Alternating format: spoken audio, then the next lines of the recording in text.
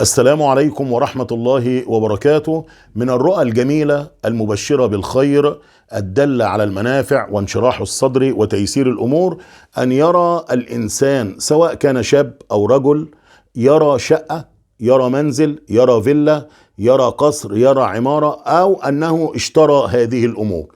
إذا كان شاب سيتزوج من امرأة جميلة على حسب جمال البيت اللي شافه. طيب، وشراء منزل جديد دي حياة جديدة على حسب المنزل، وفيها خير وفيها نعمة. كل ما كان المنزل ذا ألوان ونظام بديع وهندسي إن شاء الله تكون حياتك جميلة.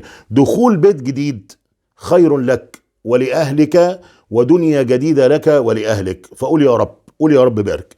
الشقة في المنام انتقال من مكان إلى مكان أجمل، وحياة أجمل، وناس جدد، وأصدقاء جدد. كل الرؤى دي كلها مبشرة. طب لو كنت انت عاصي ولقيت نفسك بتخش شقة، الرؤية فيها دلالة ايه بقى؟ بدل المعصية الى طاعة، ارجع الى ربك، باب التوبة مفتوح.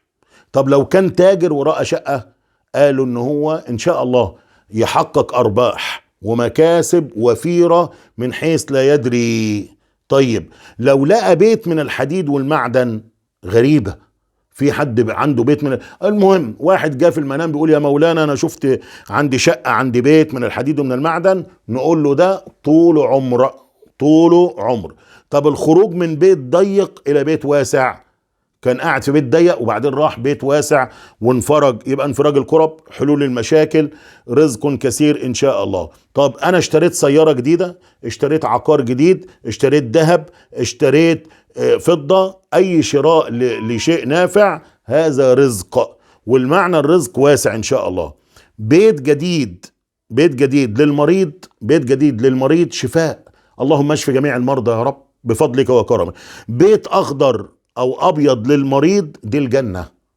المريض قايم من النوم او حد شافه، المريض ده قاعد في بيت ابيض جميل او بيت اخضر كله نور وخافت واضاءة جميلة، يرجى له حسن الخاتمة ودخول الجنة، امين يا رب العالمين. اللهم اجعل لنا حسن خاتمة جميعا. واحد لقى بيت او شقة بيأسسها بالاساس الجديد، معناها ايه؟ ستصل انت الى ما تريد. اطمئن واهدى، بس عليك تقول ايه؟ يا رب. ارفع ايدك دايما. لقيت بيت واسع كبير، بيت واسع كبير، وبيتنا مثلا 3 اوض، لا بقى 5، بقى 6، وحاجة جميلة والوان واضاءة، الحمد لله. يبقى البيت الواسع الجميل انفراج الكرب وراحة نفس وامن وامان. وخلوا بالكم، افضل شيء في الدنيا راحة النفس، راحة النفس. طيب، لقيت بيت جديد بيسكنه شخص لا يعرفه، يعني انت لقيت بيت جديد وجواه واحد انت ما تعرفوش، الرؤية بتقول لك ايه؟ انت عاصي، ابتعد عن المعصية، وربما دل على قبول ربك للتوبة. يعني ايه؟ بيت جديد واحد غريب قاعد فيه بيقول لك انت على معصية، يعني معناها اترك المعصية وادخل في طريق الطاعة. طب ليه؟ لان ربنا في اكتر من 87 موضع من القرآن بيقول تعالوا توبوا توبوا توبوا. طب لو تبنا يا رب، قال قل يا عبادي الذين اسرفوا على انفسهم لا تقنطوا من رحمة الله. ليه؟ ان الله يغفر الذنوب جميعا انه هو الغفور الرحيم. لقيت رب ارحم من كده؟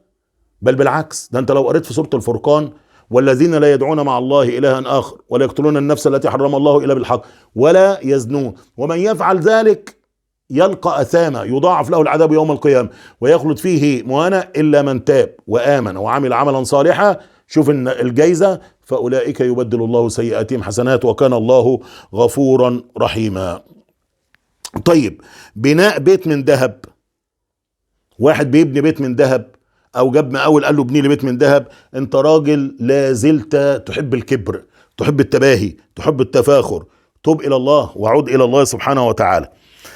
ودي مصيبة والعياذ بالله، ربنا يبعدها عنك ويبعدك عنها، لان دي قد تكون مرض وقد تكون ضرر. متزوجة تشتري منزل، واحدة ست متجوزة قالت انا اشتريت منزل، اشتريت شقة، اشتريت فيلا. نضحك بقى، طبعا هو حد يقدر يشتري في الزمن اللي احنا فيه دلوقتي الا من رحم ربك يعني. المهم، كان زمان تشتري بيت، تشتري شقة، دلوقتي الا من رحم ربك. يبقى شراء المتزوجة للمنزل او الشقة حمل جديد.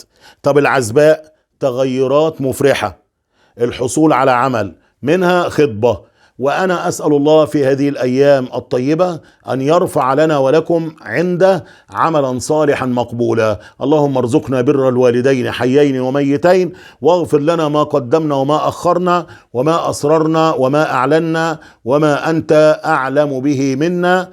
والسلام عليكم ورحمة الله وبركاته.